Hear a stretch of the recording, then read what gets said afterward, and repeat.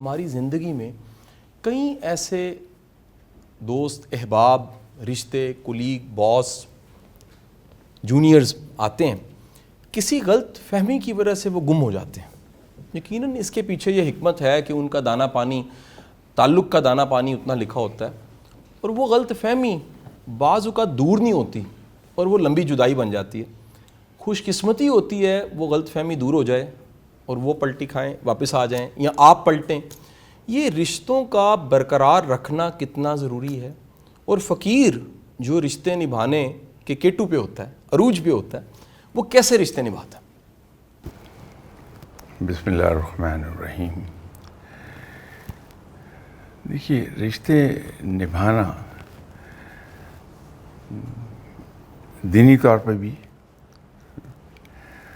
ہمیں تلقین ہے آپ صلی اللہ علیہ وسلم کی کہ جو تم سے توڑے تم اس سے جوڑو۔ یہ میں مفہوم بتا رہا ہوں، الفاظ شاید یہ نہ ہوں۔ یہ جو آپ نے فرمایا کہ فقیر رشتے نبھاتا ہے،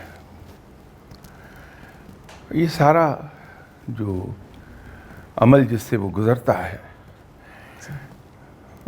وہ میرا خیال ہے کہ لاشعوری طور پہ اس پروسیس سے گزر رہا ہوتا ہے۔ وہاں کہیں کانشیس ایفرٹ نہیں ہے، یا اس کو آپ شاید یوں بھی کہنا پسند کریں کہ پریکٹس سے اتنی پرفیکشن اس میں آ گئی ہوتی ہے کہ اس کو کانشیس ایفرٹ کرنا نہیں پڑتی رشتے نبھانے کے لیے۔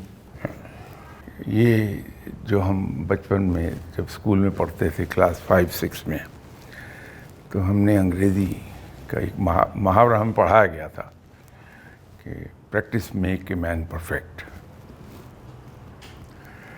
آکسفورڈ یونیورسٹی میں نیا سال شروع ہوا، کلاسز شروع ہو گئیں سپٹمبر میں، تو کلاس میں ایک عرب اسٹوڈنٹ بھی تھے۔ عربی میں پی نہیں ہے، وہ پی کی بجائے بی ہی پروناؤنس ہوتا ہے،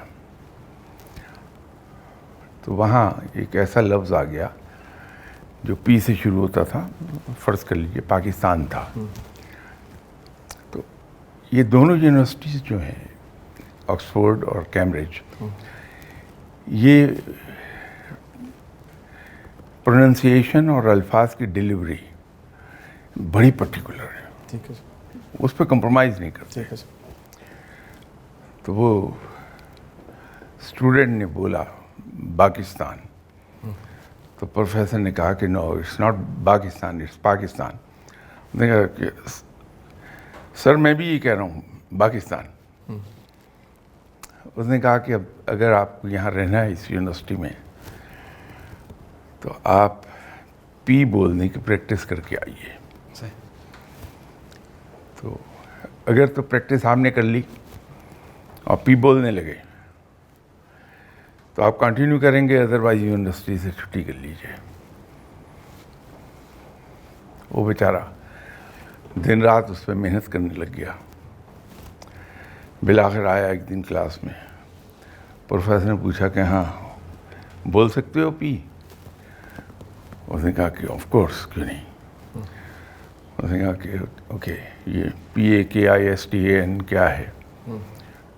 اس نے پاکستان۔ تو ٹیچر بڑا حیران ہوا کہ ہاؤ کم۔ خیر اس نے اپریشیٹ کیا اور کلاس سے کہا کہ دیکھو،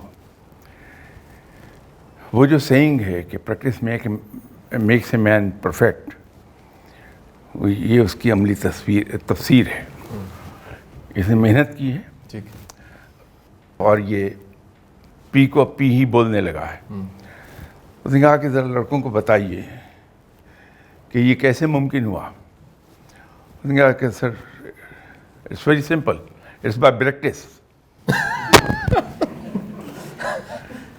تو بات یہ ہے کہ شاید وہ فقیر جو ہے بائی پریکٹس وہ وہاں چلا گیا ہوتا ہے، اس نے ایک چیز جو ڈیولپ کرتا ہے، جو بہت بڑا کنٹریبیوٹری فیکٹر ہے، سر، وہ یہ ہے کہ فقیر کے یہاں دو چیزیں بہت کثرت سے ہوتی ہیں، ان ابنڈنس، بہت ابنڈنس میں.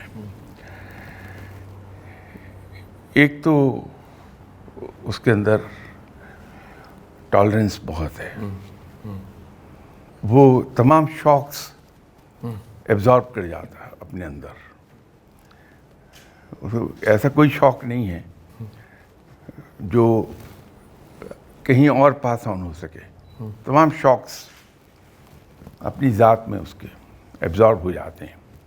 دوسری چیز یہ ہے کہ اس نے اپنی زندگی سے گلے شکوے اور شکایت وہ یکسر ختم کر دیے ہوتے ہیں. اور جہاں گلے شکوے اور شکایت نہ ہوں اور ٹالرنس اس لیول کی ہو کہ بڑے سے بڑا شوق جو ہے وہ اس طرح ایبزارب ہو جائے گویا کہ وہ جھٹکا لگا ہی نہیں تھا، صحیح. تو پھر تعلقات نبھتے چلے جاتے ہیں. گڑبڑ وہاں آتی ہے کہ اگر کسی صاحب نے آ کے دروازہ کھول کے کھڑے ہو کے مجھے برا بھلا کہہ دیا تو یہ ہو ہی نہیں سکتا میں ریئیکٹ نہ کروں. اور اگر میں اس کے جواب میں مسکرا دیا ہے اور اس کو کہا کہ آئیے یہاں تشریف رکھیں میرے پاس، تو بجائے یہ پوچھنے کی کہ تو آپ نے مجھ سے کیا غلطی ہوئی جو آپ نے اس طرح کہا، وہ بات ہی اڑا دیتے ہیں. کیا حال ہے والے، کیا خدمت کروں آپ کی، صحیح. ختم ہو گئی بات وہیں ختم ہو گئی. تو یہ فقیر کا معاملہ تو یہ ہے. اور اگر اسے ہم کہیں اپنی روزمرہ کی زندگی میں داخل کر لیں سر تو ہماری اپنی زندگی بھی ایسی ہو جاتی ہے کہ جو ایک بار تعلق قائم ہوا وہ پھر مرتے دم تک قائم ہی رہتا ہے، وہ ٹوٹتا نہیں.